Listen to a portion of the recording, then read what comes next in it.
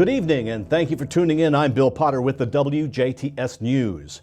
On Monday, we told you about a Spencer County man being sentenced to 210 years in federal prison for sexually exploiting two young children. And now we're beginning to learn more about information about the case. Officials say the man, 36-year-old Trent Walker, began sexually abusing one of the victims when she was a toddler. The abuse continued over a 6-year period and was sadistic in nature. Walker also abused a 6-year-old child for a several-month period. Both victims were in Walker's care when he abused them. Walker created hundreds of images and videos of his sexual abuse of both victims, which he shared with an online group he ran. Walker served as the group's moderator. He encouraged others to share sadistic abuse material, trained others how to conceal their identities online to avoid detection. Walker will serve consecutive prison terms totaling 210 years and is ordered to pay $10,000 in restitution to each victim. In Santa Claus, a Santa Claus man convicted of child molestation has been arrested again on child solicitation charges. The Santa Claus Police Department began investigating 55-year-old John M. Davis after learning he allegedly initiated contact with solicited from several juvenile females through various social media platforms.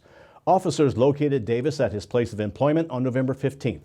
During the investigation, Davis voluntarily admitted to initiating contact with and soliciting images from several individuals he believed to be juvenile females through various platforms and sending inappropriate pictures.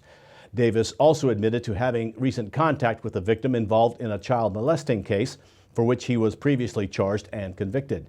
This is a violation of the terms of his parole with the Indiana Department of Correction. Davis was arrested and lodged into the Spencer County Law Enforcement Center for felony counts of child solicitation, inappropriate communication with child, and criminal parole violation by a sexual predator. Santa Claus Police Chief James Falkenberg also strongly encourages parents and guardians to closely monitor their children's online activity and discuss the dangers of interacting with unknown individuals through social media platforms. Parents and guardians can find useful tips on discussing this topic with their children by visiting internetsafety101.org. Anyone with additional information on this investigation or similar incidents are asked to contact Santa Claus Police Department at 812-937-2340, 812-937-2340. Financial help is available for farmers planning to plant cover crops. The Dubois County Soil and Water Conservation District supervisors say the availability of cost share funds for cover crops sown in the fall of 2021 are very limited. Completed applications must be received by the SWCD office by 4 p.m. Monday, November 29th.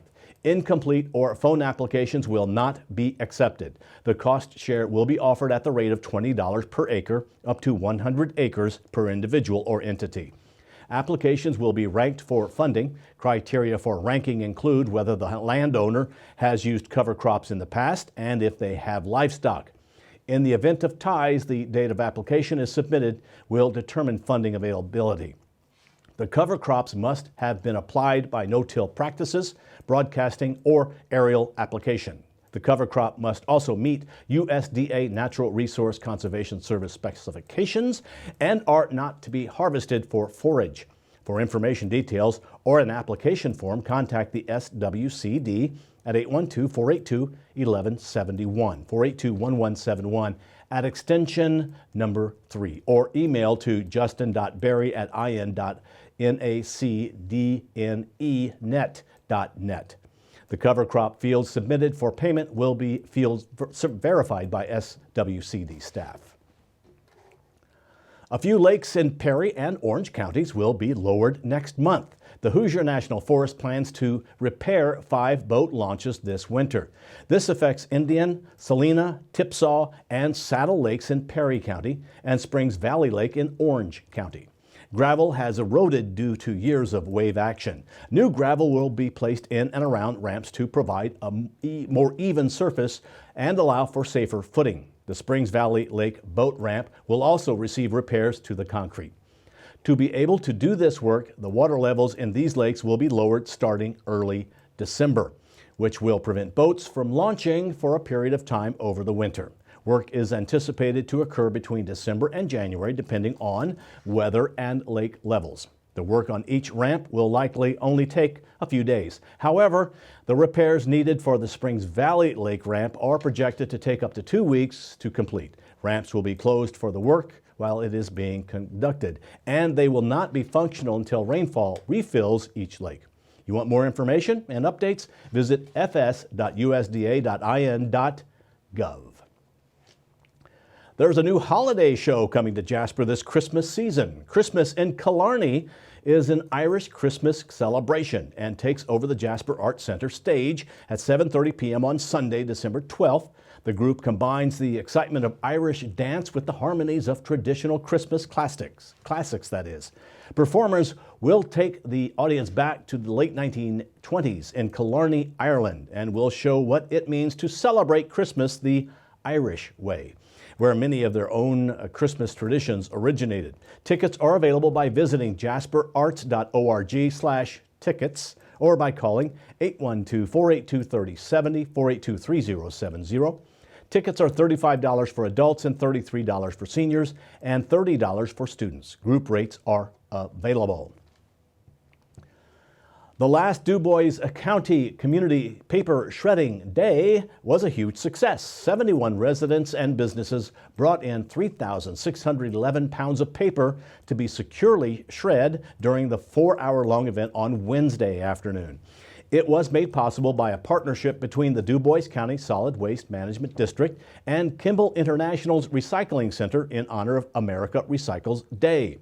The event was for residents or businesses, and there was no weight limit on the amount of paper products brought in for recycling on that day. The paper shredding was completed in the Recycling Center's secured facility with 24-hour video surveillance.